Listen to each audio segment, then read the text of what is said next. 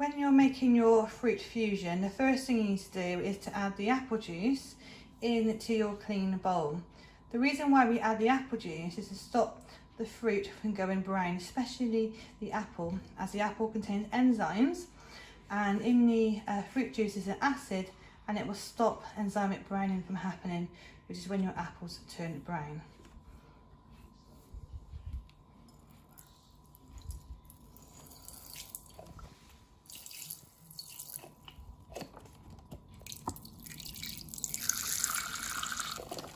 With the apple, you are going to place your hand as a bridge and you're going to cut down through the apple.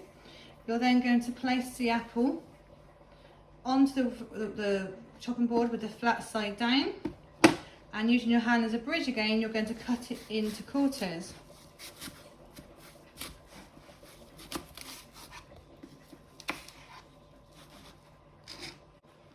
To remove the core, we need to have our fingers as a bridge, and you place the knife at an angle and you very carefully cut through to remove the core. So you should have no seeds or pips left. If you have a little bit more, then do it again and remove the rest of the core from your apple. With the orange, we need to make a cross on the top, which your fingers with your bridge hold on the top of the orange. And then we need to peel away the skin off the orange. This is quite tricky and not an easy job to do. It will take you a little while, but we need to remove all of the skin off the orange. Once your orange is peeled, you then need to cut the orange into segments. Really careful with those fingers.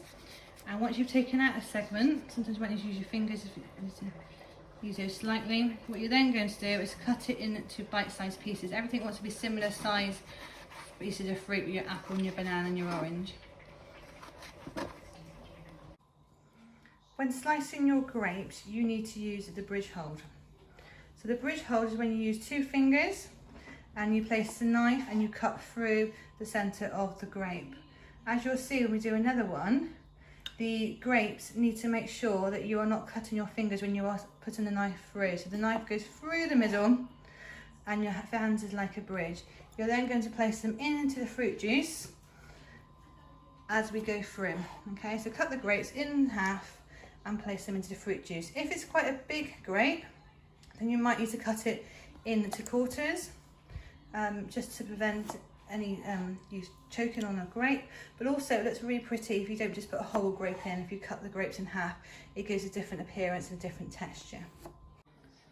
With the banana, we need to remove the skin, so peel the banana, and then we're going to chop the banana up into small slices. This time we need to use the claw grip rather than the bridge hold because of the type of fruit it is and the way we're going to cut. So remove all the peel. Use the claw grip, and then we're going to slice the banana into even sized pieces, and once you've done that, you're going to place it into the bowl with your other ingredients for your fruit fusion.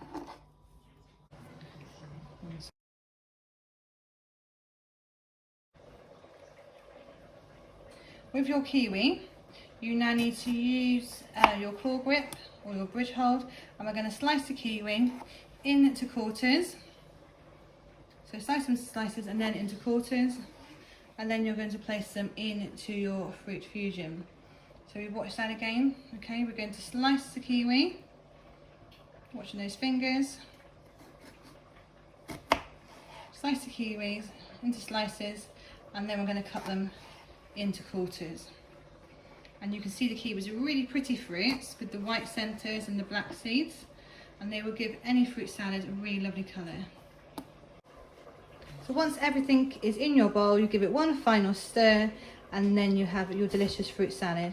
Don't forget to bring a container into school to take your fruit salad home, because it needs to have the lid on and go in the fridge to help with the acid to prevent the enzymes going brown.